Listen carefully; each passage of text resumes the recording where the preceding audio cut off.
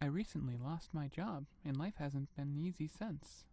I've been struggling, not only financially, but also mentally. I might have lost my job, but my bills didn't care. I still had rent and utilities to pay, along with having to feed myself. I only had so much savings, and it was quickly running out, which is why I was trying my hardest to find a new job. But I was let go from my previous job because my job became obsolete, and no other company was hiring for my position due to that. My options were to change career fields entirely, or study and earn higher qualifications and find a position in the same field where I could use the knowledge I already had and would acquire, which wouldn't be as hard. That's what I'd like to do, but that costs money, and it takes time, both of which I didn't have at the moment. So it was looking more and more likely that by the end of next month I'd be working at some fast food place for minimum wage and not making enough to cover my bills, never mind pay for classes. I was feeling hopeless, or perhaps I was already hopeless.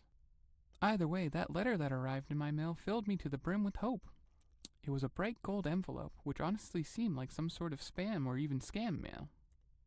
I planned to toss it, but I always loved opening them and seeing what they were all about. I was expecting a lot of things, but what was inside was different. It was information about a new age medicine that a local clinic was looking to try out. It didn't really mention what it did, but it did say it could change the world. It then said that they were looking for 12 people, and those who sign up will receive a large amount of cash for participation, which is likely in case something goes wrong in the future. I called the number and chatted with the representative for a bit, and it really sounded legit. They never asked for any personal information or money, so I decided to sign up, not thinking twice about what could happen to me. Some time passed after that, and I arrived at the facility. I had to fill out a ton of forms, consent, injury, and that sort of stuff. After I finished the paperwork, I went and sat down for some time before the doctors came walking out. One of them explained what would happen next. Each of us test subjects would be put into separate rooms, we'd take the experimental drug, and for the next few days they'd study us for any harmful side effects. Once the trial was over, we'd get what we were promised. He then explained that, should anything happen to us, our next of kin will receive what we were promised, plus a larger amount of compensation. They'd also take care of any medical costs that stem from a result of this for life, should we need it. After explaining everything, he clapped his hands and said it was time to begin. I was taken by a female doctor to a door that had the number 1 on it. The doctor stood next to it and then pulled out a bottle of water and a container with a single pill in it from her coat. She handed me the bottle of water and told me to open it. She then had me open my mouth and take the pill using the water.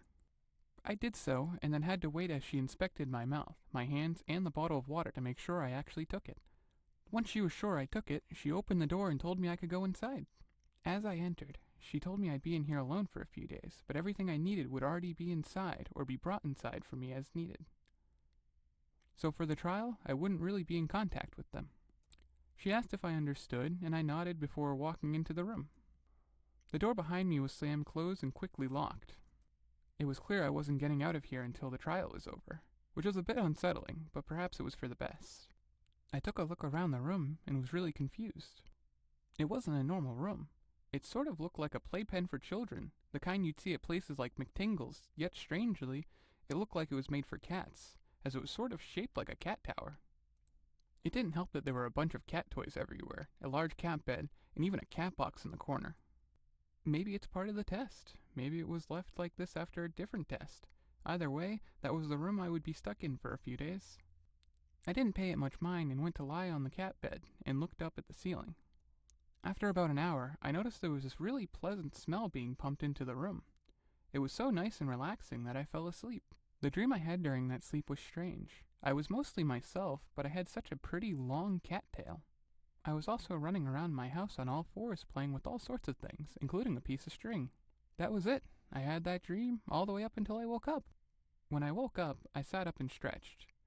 I then felt my stomach rumble, and I took a look around the room for some food. That's when I noticed 2 bowls by the door where I came in. So I jumped up and wagged my tail as I ran over, hoping what was inside was what I thought it was. My tail went crazy when I found a fresh bowl of water and a bowl filled with cat kibble. I got down and started eating. Once I was done with the food, I lifted my head up and felt confused. I wasn't sure if this was how I normally ate, but I mean, it made sense, so it must be. I ignored it, and then went to look for something to do. Seeing as there were only things to entertain cats in the room, I had plenty of options. I ended up chasing a fake mouse around for a couple of hours before finding a button that made a laser appear randomly in the room. I chased that around until that lovely smell started to fill the room again. I felt myself getting tired, so I went to my bed and curled up into a ball. I fell asleep and had another wonderful dream. This time I was the most beautiful cat in the alleyway where I lived. I had beautiful black fur and glossy yellow eyes. I had a long, pretty tail with matching ears, and every cat boy in town loved talking to me. I was like a queen, which was really nice. I didn't have a single worry in the world, as they all took good care of me. It was a nice dream, so much that I felt a bit disappointed to find myself back in the clinic. I wanted to be outside, and I wanted to hang out with my friends, but I was stuck here for a while longer. It was a really good thing that the food here was good. I checked for more food. There was more, so I went to stretch before getting up. That's when I noticed I was wearing new clothes. I was wearing a frilly black dress, and it was super cute. It even had a cutout in the back to let my tail out. I jumped up and checked myself out, twirling a few times just for fun. I could have played with the dress all day, but I was hungry and I needed to go. So after a quick trip to my food bowl, yes, I know I have great priorities, I then went over to my box. Once that was all done, I went about my day. I played with the laser a bit more, jumped up and down the platforms on the wall, and meowed at the door for, well, I'm not even sure why I was meowing at the door, but I know it needed to be done. I finished my day by sitting on the ledge in a loaf, acting like I was mad, but I really just wanted some attention, but no one was around to give it to me, so I just went back to my bed and rolled over onto my back. I fell asleep and once again found my dream to be amazing. This time I was at home in a nice warm house, and I was sitting on my owner's lap while we watched television. He was petting me and I was purring up a storm. It was amazing. At least it was until it suddenly changed and I was surrounded by people in white coats, all of whom were wearing masks. They said a bunch of stuff, including something about the man they thought I used to be. It was too scary, so my heart beating quickly caused me to wake up. I did so while hissing, and once I realized I was awake, I checked myself. I had my tail and ears and my super cute dress, which was filled out by my clearly feminine body, and I even still had my claws. Everything was there, which made me so happy. After calming down, I looked around. I wasn't in the clinic anymore, or perhaps I was never in the clinic at all.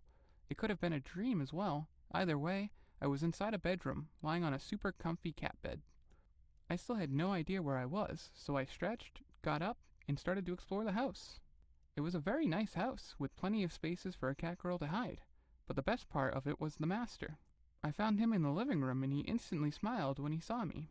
I went over to him and he started telling me I was pretty. He even gave me a bit of catnip. He's the best, and I'm really hoping that this isn't all a dream, as I don't like that clinic and I don't like whatever it was I dreamed before that. I just want my worry-free life as a cat girl. Vlog number 124, subject 001, the cat girl. Original name, John Albert, age 45. Subject 001 has seen positive results from the trial. As hoped, the pill turned the once man into a youthful cat girl, and the reprogramming was 90% successful. Log number 124 continued. After the trial ended, the subject was rehomed in one of our agent's houses, where he'll keep a good eye on her and treat her well. She'll live a happy, carefree life as a cat girl, and there's no reason to suspect she'll be a risk to our organization. Hello, Riley here. Hope you enjoyed the video. If you did, please consider leaving a like or perhaps even subscribing. Also consider checking out my Patreon page where you can get tons of benefits from early access to my stories, exclusive stories, bonus content, and more. Anyways, thanks for watching the video. I hope you have a wonderful day.